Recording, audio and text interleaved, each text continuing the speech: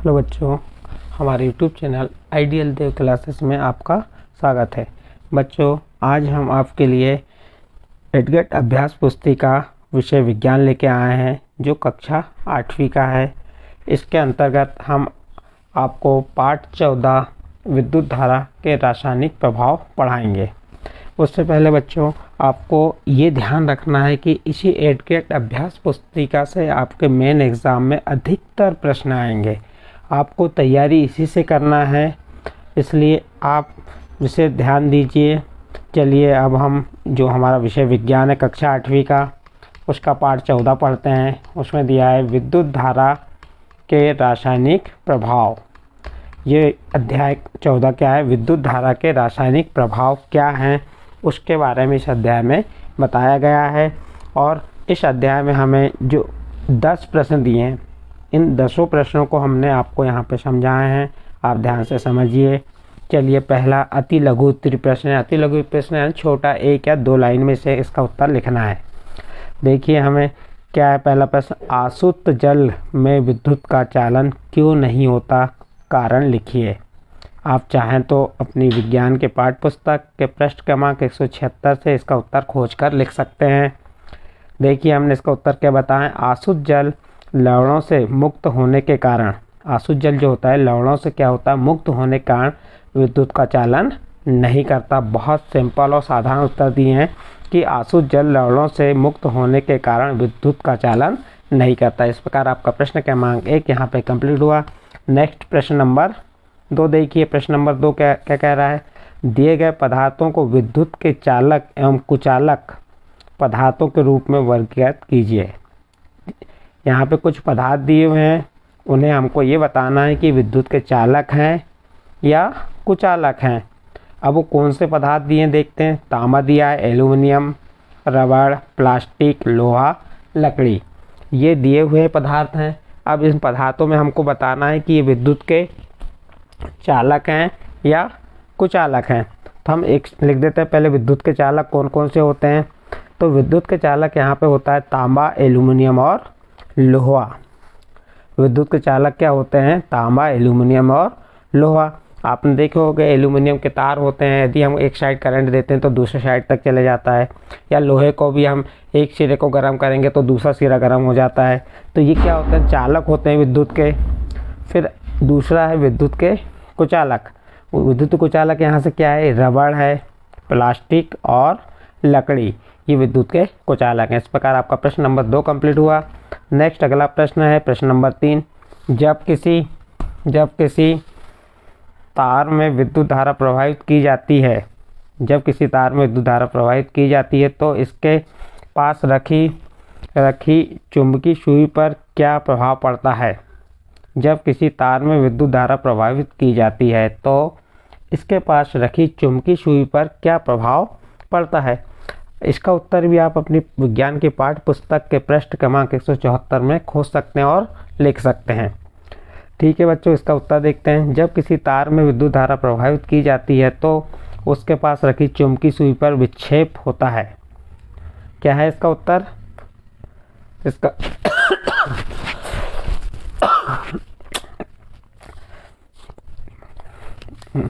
जब किसी तार, देखो प्रश्न क्या है, जब किसी तार में विद्युत धारा को प्रभावित की जाती है तो उसके पास रखी चुंबकीय सुई पर क्या प्रभाव पड़ता है। तो इसका उत्तर हो जाएगा, जब किसी तार में विद्युत धारा प्रभावित की जाती है तो उसके पास रखी चुंबकीय सुई पर विक्षेप होता है। क्या होता है, विक्षेप होता है।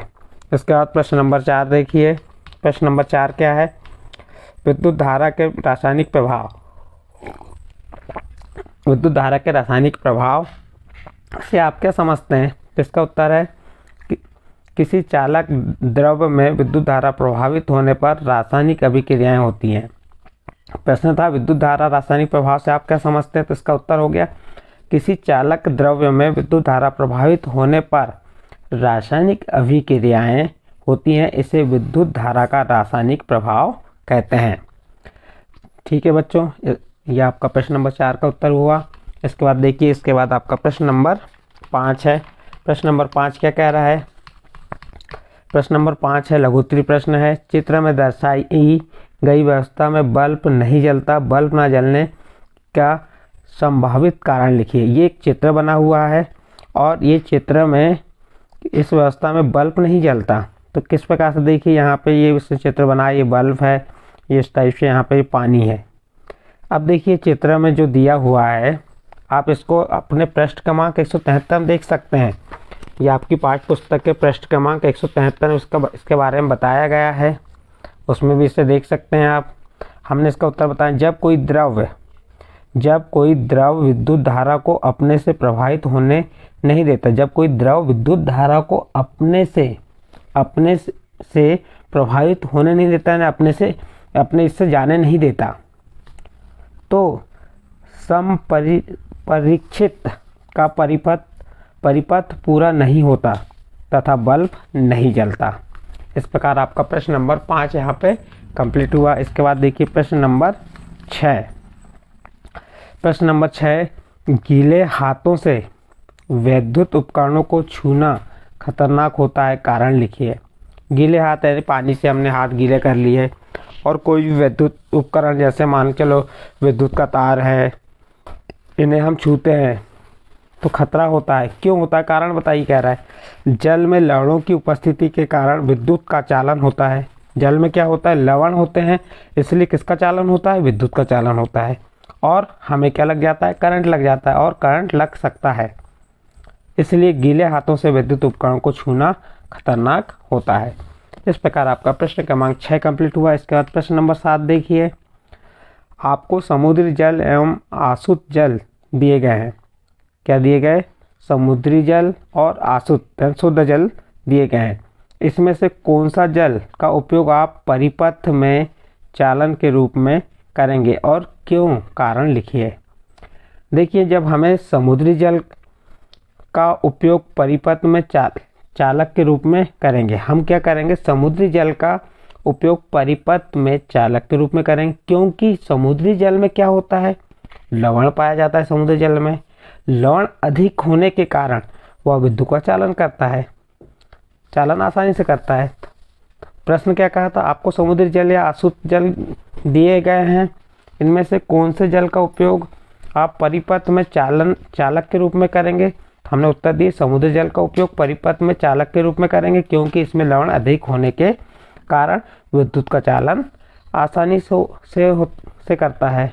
अगला प्रश्न, प्रश्न नंबर 8 देखिए, विद्युत लेपन किसे कहते हैं, दैनिक जीवन में विद्युत लेपन में उपयोग बताइए।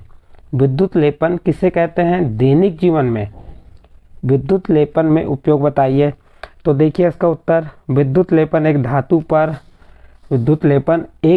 पर दूसरी धातु की परत चढ़ाना। विद्युत लेपन एक धातु पर दूसरी धातु की परत चढ़ाना विद्युत लेपन कहलाता है।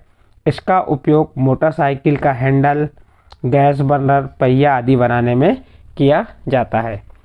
इस प्रकार आपका प्रश्न नंबर 8 यहाँ पे समाप्त हुआ। यदि बच्चों आपको हमारा ये वीडियो पसंद आ रहा है तो आप इसे लाइक कीजिए, सब्सक्राइब कीजिए और अन्य ग्रुप में शेयर कीजिए। अब देखिए हम प्रश्न नंबर 9, दीर्घ उत्तरी प्रश्न। दीर्घ उत्तरी प्रश्न यानी कि लघु उत्तरी प्रश्न से बड़ा प्रश्न दीर्घ उत्तरी प्रश्न होता है। यहाँ पे दिया है आपको, विद्युत लेपन को दर्शाता हुआ परिपथ क्रियाकलाप द्वारा समझाइए। विद्युत लेपन को दर्शाता हुआ परिपथ क्रियाकलाप द्वारा समझाइए। देखिए हमने यहाँ पे क्या किए, ये चित्र बना के बताए। इस चित्र के माध्यम से इस टाइप से बना है। यहाँ पे तांबे की ये प्लेट लगी है, एक प्लेट ये है, दूसरी प्लेट है, और यहाँ पे कोसा है, कॉपर सल्फेट विलयन है, कोसा विलयन है, कॉपर सल्फेट विलयन है। अब देखिए इसकी हमने प्रोसेसिंग किस प्रकार से बताएं। एक बीकर में 250 ml आसुत जल लीजिए, इसमें चाय की 2 चम्मच भरकर कॉपर सल्फेट घोलिए। क्या ले लेंगे, एक आसुत जल ले लेंगे, कितना 250 ml, और उसमें कॉपर सल्फेट को घोल देंगे। फिर अधिक चालक बनाने के लिए कॉपर सल्फेट विलयन में कुछ बूंदे तनु सल्फ्यूरिक अम्ल की डालेंगे। फिर तांबे की प्लेटों को रेकमाल से साफ करेंगे। साफ करने के बाद इन्हें पानी में धोकर सुखाइए। तांबे की प्लेटों को एक बैटरी की टर्मिनल से संयोजित कर दीजिए। तो ये उसकी क्या हो गई, लेपन दर्शाने परिपथ किस प्रकार से बनाना, ये परिपथ बनाना आपको हमने बताया। इस प्रकार से यहाँ पे आपका प्रश्न 9 कंप्लीट हुआ। और प्रश्न 10 है। प्रश्न 10 क्या कह रहा है, माचिस की खाली डिब्बियाँ, माचिस की खाली डिब्बियाँ, विद्युत तार, चुंबकीय सुई एवं बैटरी की सहायता से तैयार परिपथ का आलेख खींचिए। आप इस प्रकार से एक माचिस की क्या ले लेंगे, खाली डिब्बी ले लेंगे, विद्युत तार ले लेंगे, चुंबकीय सुई और बैटरी की सहायता से हम क्या बना सकते हैं, एक परिपथ बना सकते हैं। और इसको आप और देखना चाहते हैं तो आपकी पुस्तक में दिया हुआ है, क्या दिया है, एक माचिस की खाली डिब्बी से ट्रे निकालिए, ट्रे पर चित्र में दर्शाए अनुसार एक विद्युत तार से कुछ फेरे लपेटिए, ट्रे के भीतर एक छोटी चुंबकीय सुई रखिए। अब तार के एक स्वतंत्र सिरे को बैटरी के एक टर्मिनल से जोड़िए, तार के दूसरे सिरे को स्वतंत्र छोड़ दीजिए, तार का ये एक दूसरा टुकड़ा लेकर बैटरी के दूसरे टर्मिनल से जोड़िए। दोनों तारों के स्वतंत्र सिरों को क्षण मात्र के लिए एक दूसरे से स्पर्श कराइए। चुंबकीय सुई को तुरंत विक्षेप दिखाना चाहिए। आपका तार स्वतंत्र सिरों को संपरीक्षित तैयार करता है। तो आप इसका अध्ययन अपनी पुस्तक में भी कर सकते हैं। ये क्रियाकलाप 14.3 में दिया गया है। और जो हमको क्या कहा है, उसका परिपथ बनाने के लिए कहा है, तो परिपथ आलेख इस प्रकार से आप बना सकते हैं। ठीक है बच्चों, यहाँ पे आपका प्रश्न क्रमांक 10 कंप्लीट हुआ। और प्रश्न क्रमांक 10 का नंबर 1 कंप्लीट हुआ, प्रश्न 1 हुआ। इसी में 2 प्रश्न दिए हैं। प्रश्न दूसरा क्या है, ये प्रश्न क्रमांक 10 का है। यहाँ दिया है प्रश्न क्रमांक 10.1 में खींचे गए परिपथ में तारों के स्वतंत्र सिरों को तालिका में दिए गए पदार्थों को डालने पर होने वाले परिवर्तनों को लिखिए। अब हमने क्या किए, जो हमारा जो परिपथ था प्रश्न 10 का पहला, उसको तारों को स्वतंत्र सिरों को तालिका में दिए गए पदार्थों, जब जो तालिका दी है इसमें पदार्थों को डालने पर होने वाले परिवर्तन पूछा है। यदि हम उसमें जो अभी माचिस वाली जो हमारा परिपथ 1 बना है, उसमें यदि नींबू का रस डालते हैं तो चुंबकीय सुई में क्या होगा, विक्षेप होगा या नहीं, हाँ उसमें विक्षेप होगा और वो क्या होगा, सुचालक होगा। यदि सिरका डालते हैं तो भी क्या होगा, विक्षेप होगा और वो क्या होगा, सुचालक होगा। दूध डालेंगे तो भी विक्षेप होगा और वो भी क्या कहलाएगा, सुचालक। अब हम क्या कहते हैं, आसुत जल को डालते हैं तो चुंबकीय सुई विक्षेप नहीं होगी। तो ये क्या, जब चुंबकीय सुई में विक्षेप नहीं होगा तो वो उसका क्या हो जाएगा, कुचालक। यदि हम आलू डालते हैं तो आलू में भी विक्षेप होता है और वो सुचालक होगा। और शहद डालते हैं तो शहद डालने से जो आपका चुंबकीय सुई में विक्षेप नहीं होगा तो ये क्या हो जाएगा, उसका कुचालक हो जाएगा। इस प्रकार यहाँ पे प्रश्न क्रमांक 10 के दोनों प्रश्न कंप्लीट हुए और ये वाला अध्याय यहाँ पे समाप्त हुआ।